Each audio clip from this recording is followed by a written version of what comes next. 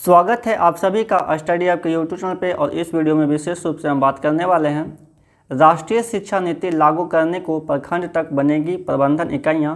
तो क्या कुछ यहाँ पे बताया गया, तो आइए इस पेपर कटिंग के माध्यम से जानते हैं। यहाँ पे आप देख सकते हैं पटना हिंदुस्तान ब्यूरो का पेपर कटिंग का है। अपर मुख्य सचिव बोले अनुशंसाओं को लागू करने की दिशा में काम आगे बढ़ाया जाएगा। राष्ट्रीय शिक्षा नीति लागू करने को प्रखंड तक बनेगी प्रबंधन इकाइयाँ।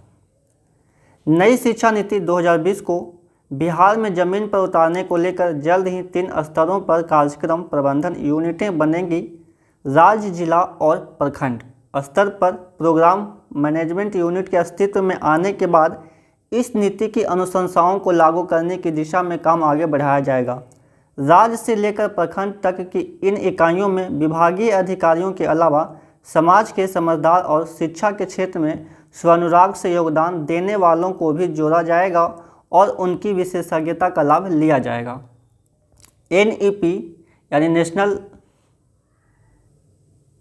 एजुकेशन पॉलिसी 2020 को बिहार में किस तरह लागू करें, यह है क्या, इसकी खासियतें क्या है और बिहार के संदर्भ में इस नीति के प्रयोजन पर अभिलेख भवन सभागार में दिन भर राज्य के सभी जिला शिक्षा पदाधिकारी, सभी क्षेत्रीय शिक्षा उप निदेशक और सर्व शिक्षा के कार्यक्रम पदाधिकारियों के बीच मंथन हुआ। शिक्षा विभाग की ओर से यह कार्यशाला नई शिक्षा नीति की समझ विकसित करने के मकसद से आयोजित की गई। अपने उद्घाटन संबोधन में शिक्षा विभाग के अपर मुख्य सचिव संजय कुमार ने कहा कि शिक्षा स्व अनुशासन से आरंभ होती है। यह स्व अनुशासन जब बड़े स्तर पर होता है तो विद्यालय, कार्यालय और समाज में बदलाव आता है। उन्होंने NEP को शिक्षा के लिए ज़रूरी बताते हुए संजीदगी से इसे ज़मीन पर उतारने में अधिकारियों को अपनी अपनी भूमिकाएं सुनिश्चित करने को कहा।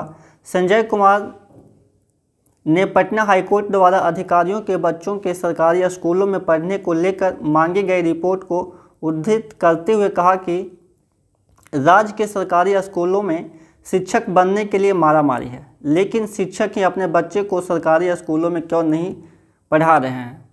तो यहाँ पर जो ये शिक्षा मंत्री का बयान है कि शिक्षक बनने के लिए मारामारी है, ये मारामारी किस तरह का शब्द का प्रयोग करते हैं, तो आपको अपने समय के अनुसार जो है आप देख लीजिए बिहार में क्या पूरे भारत में। इसके बाद मैं दूसरा भी ला रहा हूँ, यूनेस्को का एक रिपोर्ट है कि अभी पूरे भारत में कितने शिक्षकों की कमी है और बिहार में आप तो कितने सालों बाद जो है एग्ज़ाम लेते हैं और हर एक स्कूलों में कितने विद्यार्थियों पर कितने टीचर का होना एक अनुपात है, उस अनुपात का डाटा तो फेल ही है।